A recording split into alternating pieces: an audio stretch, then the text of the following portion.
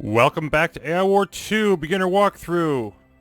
For today's opening frivolity, we're going to take a little bit more look around the galaxy. We've seen advanced research stations, and we've seen transport flagships and global command augmenters. There's a lot more to be seen.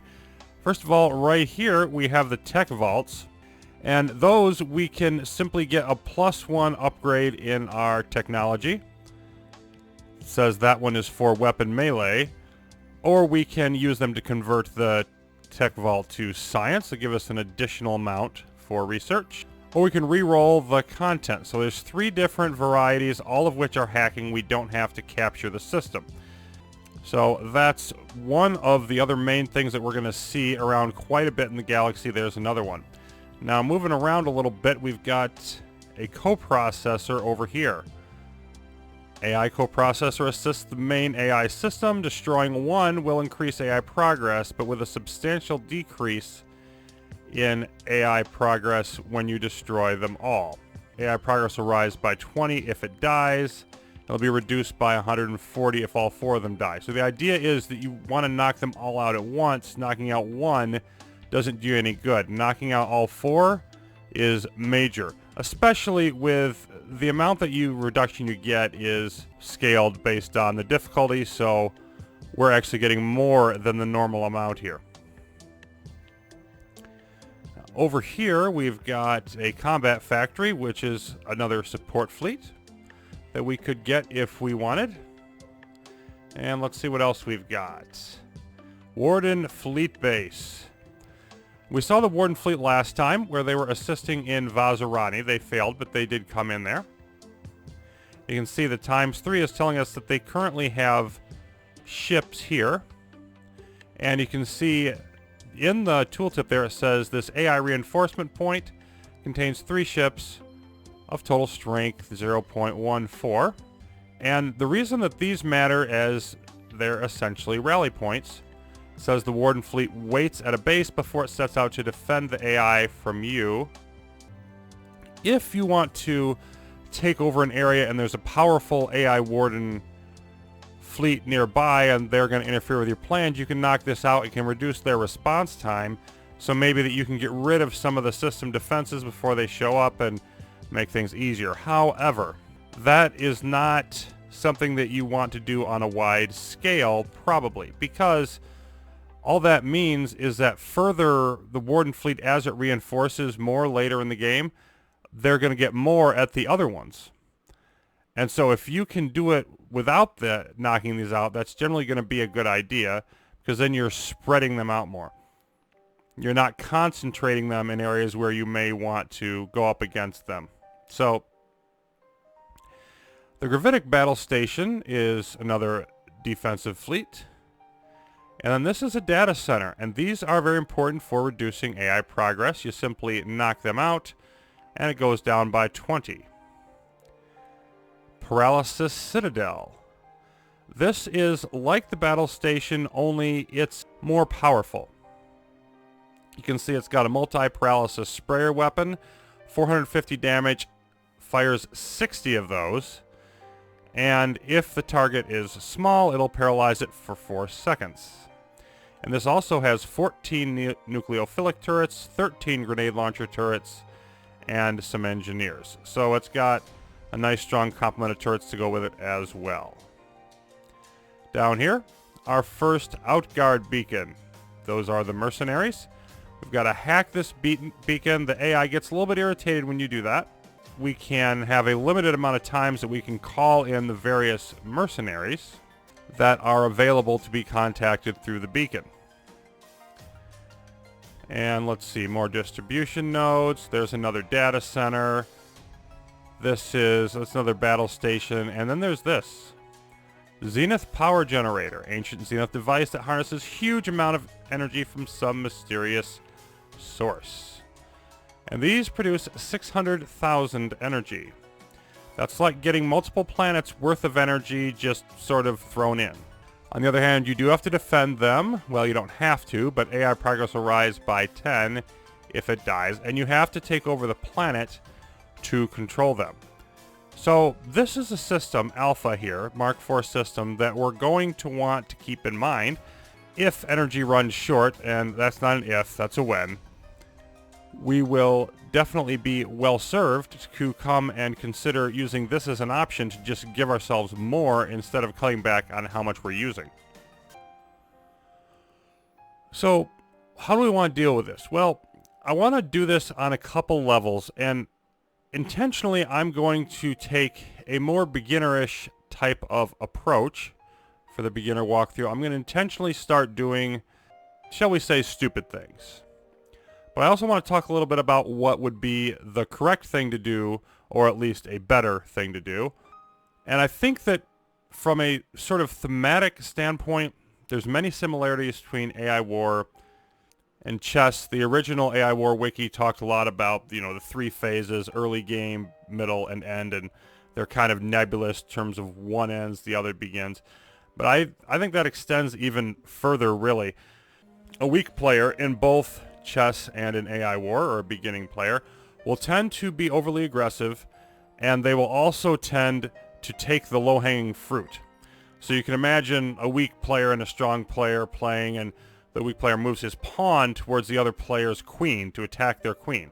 And what does he think that's going to accomplish? The stronger player is going to move their queen away, and in so doing, he's probably weakened the pawn structure, and a good chess player is going to be looking to move the queen in a way that actually improves their position. So basically, that kind of mentality, you're just forcing the other player to get stronger while you get weaker.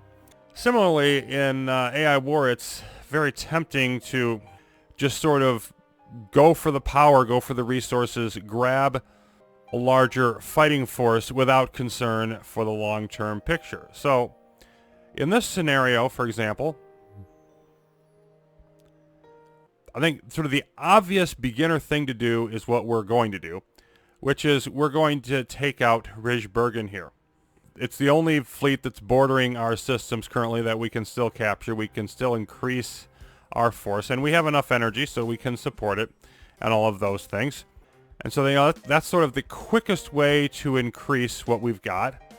We have not been threatened at all by any of the AI attacks, so we have absolutely no reason to concern ourselves with defense. The natural tendency is simply going to be aggressive. Let's get more powerful. Let's move out further in the galaxy. And you might also justify, look, this is we're taking out another one of the enemy systems that's fairly close to our homeworld. So that could be a thought as well.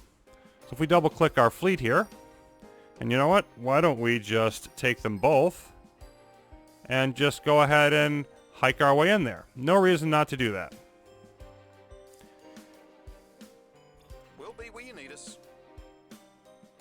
I'm just going to sort of hang out here on the Galactic map till they get there. You can see the threat moving around a bit. There they go. Taking fire behind enemy lines. Okay, so now we've got all of our happy little ships in here.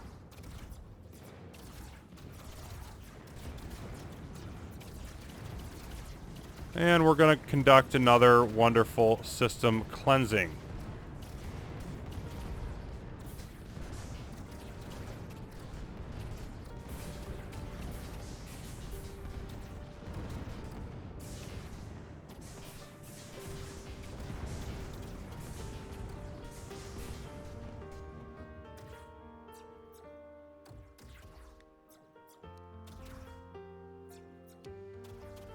Let's see what we have. Let's just go ahead and slaughter everything that moves because we really don't have any reason to do anything else.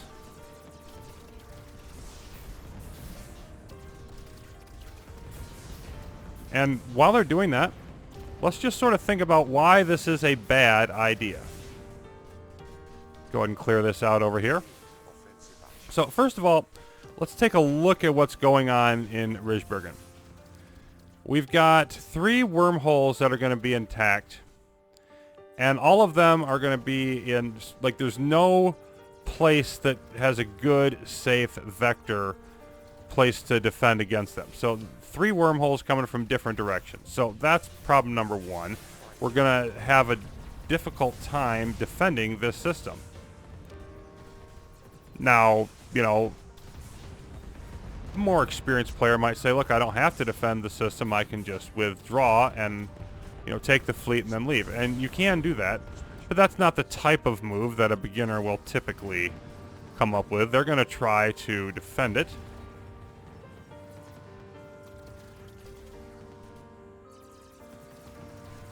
And then that also would raise the question, well, look, is there nowhere else that we could have gotten a fleet from? Notice we didn't even consider what kind of fleet it is, like what ships that we're going to be getting in it.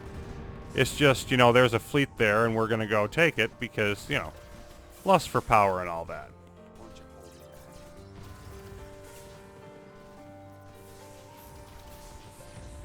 And then we could also consider the AI progress situation. Let's go... Where do we want to go? We'll go over there. So, you can see it says counterattacks are now unlocked, reconquest waves unlocked. The counterattacks we'll be seeing later in the game. And the reconquest waves, it's basically the AI sending in forces to try to retake something that you've captured. But then look at the bottom. Current mark level for AI is 1. The AIP for the next mark increase is 100. So if we can keep it below 100, then that will help us. Notice it says it'll become significantly harder when the AI mark level increases.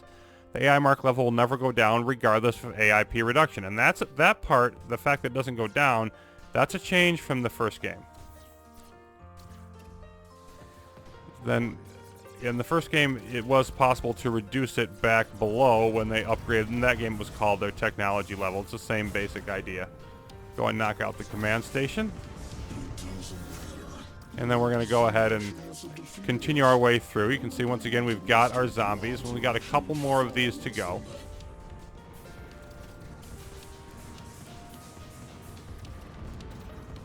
But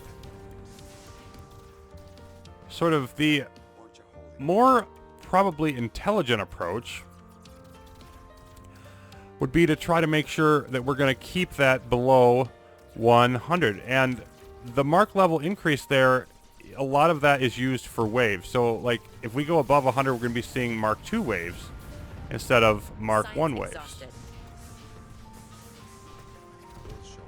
And that could become a bit of an issue. Let's go ahead and build our command station here. And I'm just going to sort of build it close to this wormhole. There really is no good spot, so I'll put it there. But if we head back to the Galactic map,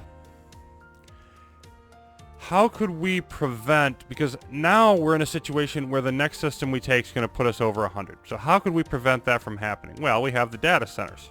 So we could sort of trade off taking a system with knocking out a data center and keep it below that threshold. That in itself is problematic though, because this is the closest one over here in Presidio. And we'd have to go through a few systems, including a decent sized one, and they'd chew up our ships along the way. Now we would probably still get away with it, but that would be a little bit difficult. Now up here, the other one is even further out. So that's going to be even more difficult to get to. If we had done something else, like if we had, say, gone for this fleet here in LE, that's just one option, but we'd only be adding, because this is already here. We already have that. We'd only be adding, you know, a system that only has two things that it has to defend. It'd been easier to defend. Be getting another fleet, then we'd be a lot closer. Maybe we could knock out this data center. And so that would at least be a little bit more intelligent. You notice that we're also from there, we're only 3 jumps away from Alpha, so perhaps we could grab the Zenith Power Generator if we want to do that. So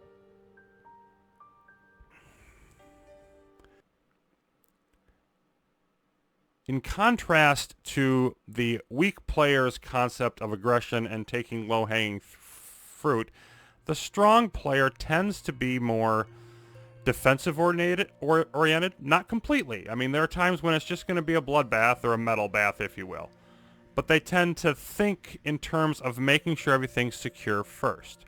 There's a concept in chess known as prophylaxis, and that's basically the idea that you choke off the opponent's counterplay before you attack. And then also sort of related to that is you attack in a way that does not open up a weakness in your defenses. So in this case, by attacking and holding Risbergen, we've done sort of both of those things. We've committed both crimes, if you will. If we take LE over here, it's a much more defensible system. We've gotten the same gain, roughly, a new fleet. We're not considering the specific ships in it, but it's generally the same gain. We've moved closer to a further strategic objective. Really consider the data center in there as well. So basically on every front, except for this was a little bit closer and more obvious, that would have been the superior move. We're just going to make sure we wrap this up real quick.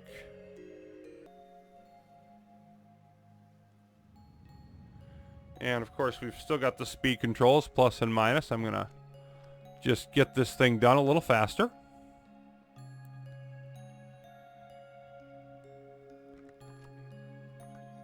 There we go.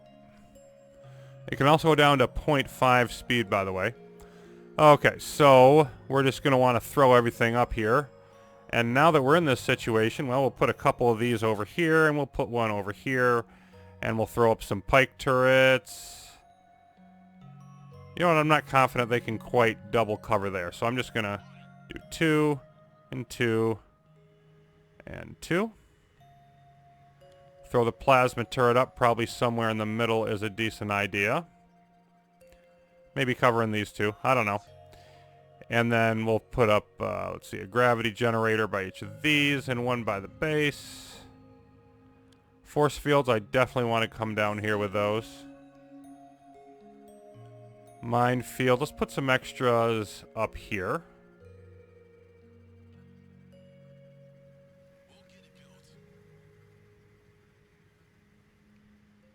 Tachyon.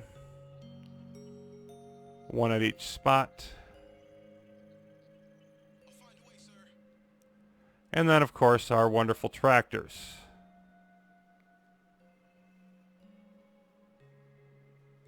Okay, so all of that's in place. Haven't put up the sentry frigates. We'll go ahead and make that happen. And then, of course, we're going to do the little workaround trick to grab this fleet. But that's something that can be done at a different time off screen. Right now, I'm concerned with what's our next step. And, you know, now we're probably going to look at the fact that we've got a whole bunch of hacking. So why don't we go ahead and use that? But you know what? Before that, we've got some science burning a hole in our pockets. We're going to go over to tech. And I've already seen, there was one person who mentioned that they like to upgrade the metal generation. Not trying to insult them by saying this. I just think that that's sort of a... That's another short-term versus long-term planning thing. I personally don't think it's wise. And I'm not calling it a beginner move because it's not. People in the first game would often do that, but it was generally considered not useful. And the reason is your science can be put to better use elsewhere. It can be put to better use upgrading more of your command stations or your force fields or whatever than it is to improving metal when you're going to be expanding your empire anyway and getting more and more metal from the systems that you conquer. Generally speaking, metal is about how fast you can build things, but to win, it's not usually about that. It's usually about what's your peak, like what's the strongest you can make your fleet, what's the most defenses you can put in an area, and the most attack you can put in an area. And that has nothing to do with how much metal you have coming in at a time. Most situations, not all of them, but most situations, if you have a metal issue, the answer is just wait longer. If we go and we might just say, look, we want to upgrade this so we get more resources. That would be a typical new player thought, but probably not the wisest. So naturally, we're going to spring for it. Let's grab a couple metal generations. And now we are going to have a greater income, which is up to 6,000 and change. And so then it would be very natural to use all of our hacking to hack the stuff around us, which is exactly what we're going to do next. we're going to send our fleets into, we'll go to Conam first, and we're going to grab this research station.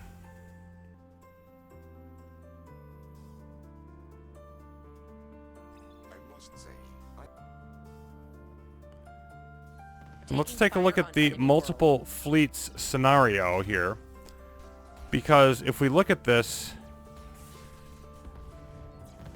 let me see exactly what we have. So we could do this with either fleet. So for our purposes here, I want to take Strike Apathy and move them closer. I have my orders. And the idea is I'm just trying to get the flagship in front of the other one so that the proper fleet does the hack. And notice, if we go to Grant Ship Line, it does in fact tell us it's going to be done by Fleet Strike Apathy. So let's just go ahead and do that. We don't need to blow up everything in here. We're just going to leave that alone. You see we've got all the, zombies going off doing their thing. These are going to come out, but we don't really care about them. And we're going to have a brawler ship here soon. We've got more waves coming in. Again, we don't really care about them. We're confident our defenses will hold. Hackers report success. All right. That's a nice, Guardian zombie. That's very nice. Okay, so let's take a look at our fleet here, because we've now got a brawler.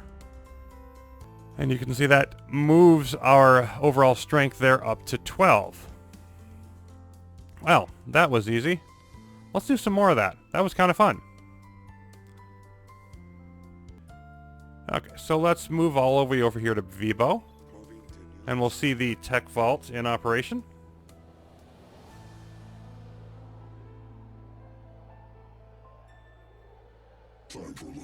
Under attack in enemy territory.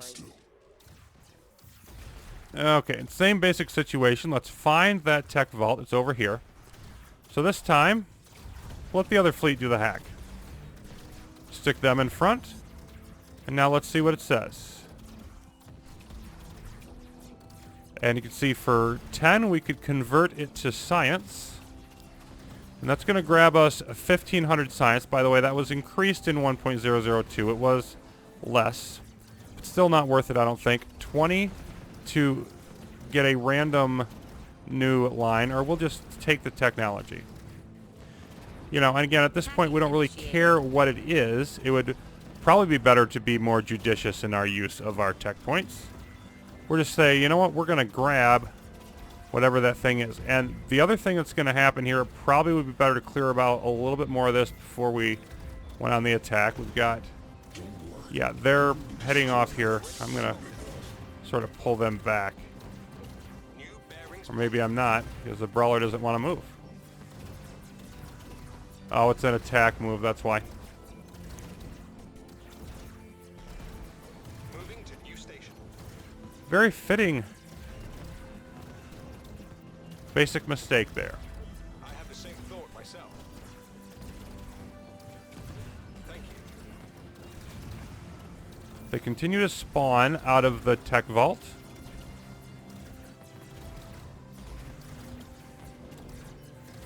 And these, with a 3-minute time, they take a little bit longer. But really, we're still at no particular danger.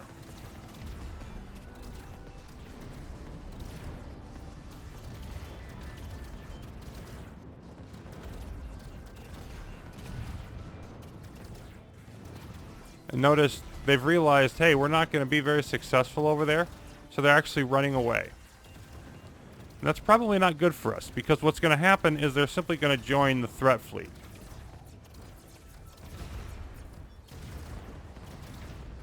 That's another thing that, average beginner is going to be pretty happy with this scenario, because you're just going to look at it, oh, cool, less ships we have to fight. No, it's less ships you have to fight now. It's more you have to fight later. So it's cleaning out the nearby area of guard posts would have allowed us to, focus our fire in here and kill a lot more of them before they could escape. Thereby less ships we have to fight later on. It takes a little more time, but most likely would have been worth it.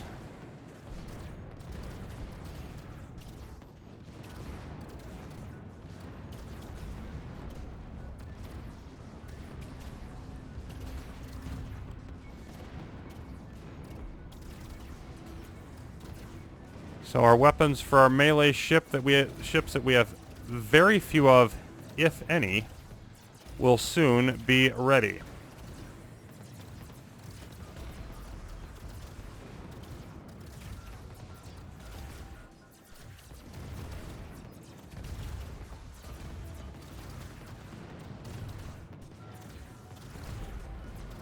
Science teams have gathered all available knowledge in this system.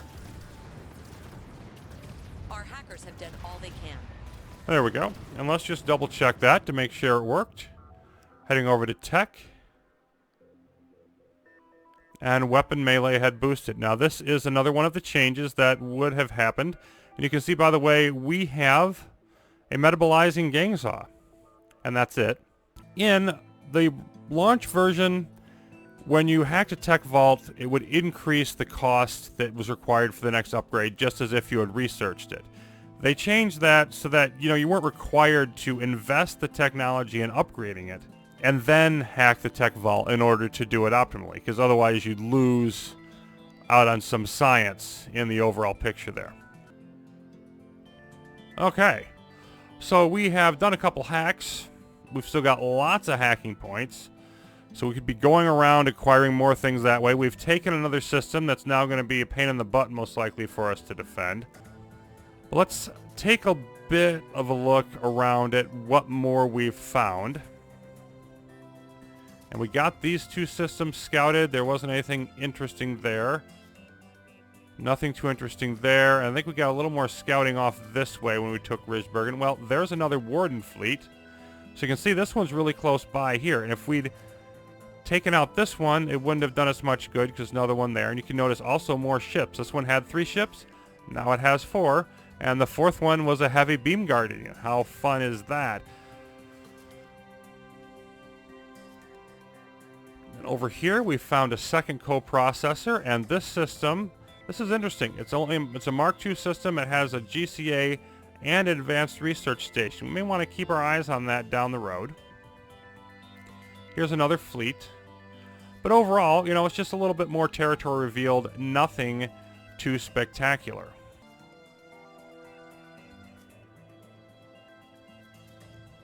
So from here on, we'll be looking to extend our reach further into the galaxy and see what other things we can hack and find. Till then, thanks for watching. Beginner walkthrough for AI War 2 will continue.